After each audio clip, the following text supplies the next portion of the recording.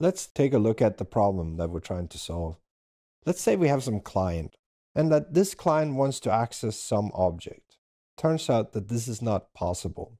There could be many reasons for this. Perhaps the object is not directly available. The object may, for instance, live on another machine, or it may have been swapped out to a disk, similar to what we see, for instance, in JPA or the Java Persistence API. In other examples, there might be some processing that is required. This processing should not be done by the object itself or not by the client. Some examples of those could be security. We need to make sure that the client has the proper credentials to access the object. However, we don't want the object to be aware of the security, nor do we want the client to have to implement the security.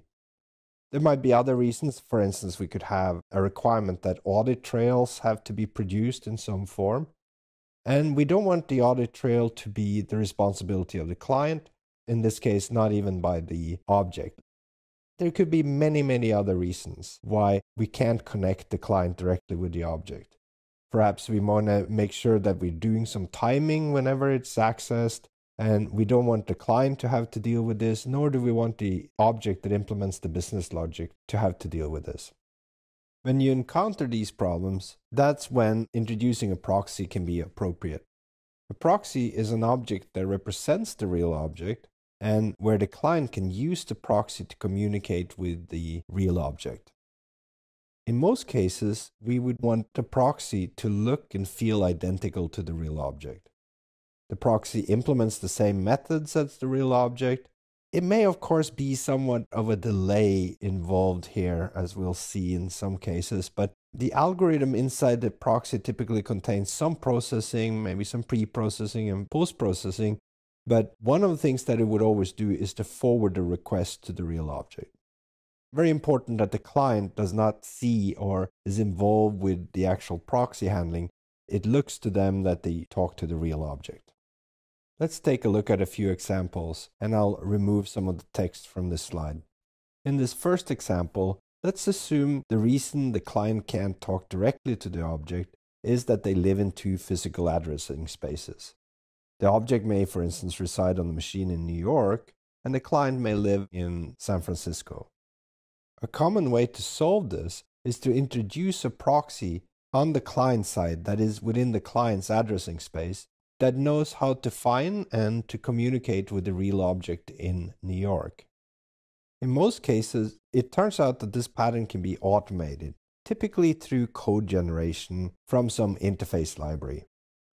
You may already have been using this pattern, but you probably use some kind of library that was provided for you.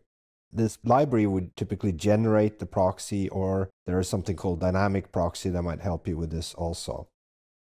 What's important, if the library was good, it should have ensured that the object looked local to you, the client. Some of the libraries that you may have used could be something like Corbal, that is getting to be pretty old these days, or Java RMI. There are tons of other libraries out there. All of them typically have some concept of an interface that you define, and then they would generate a client-side proxy. In many of these libraries, there is actually also a server-side proxy, but you typically don't see that. Let's use another example.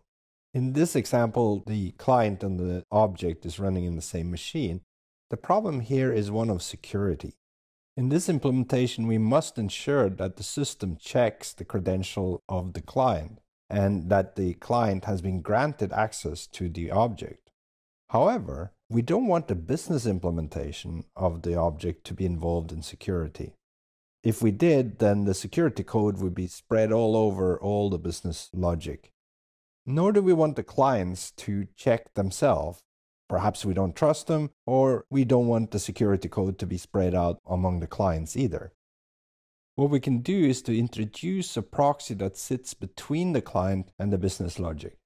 The proxy would implement an algorithm where they first check to see if the client has permission to invoke the business logic. This could, of course, be using some fancy security library. And only if the client has such permission would we forward the request to the real object.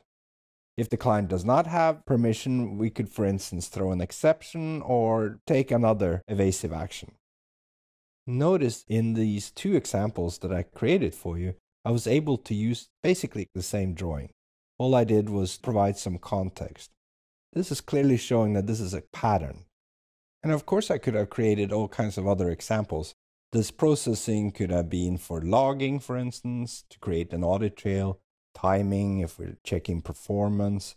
It could be something that restored the object or retrieved it from disk and then instantiated it in memory. There are so many different examples where the proxy pattern is a good choice of implementation. Another interesting thing about the proxy pattern is that we often chain proxies. In the examples I've shown, I had a single proxy sitting between the client and the business object.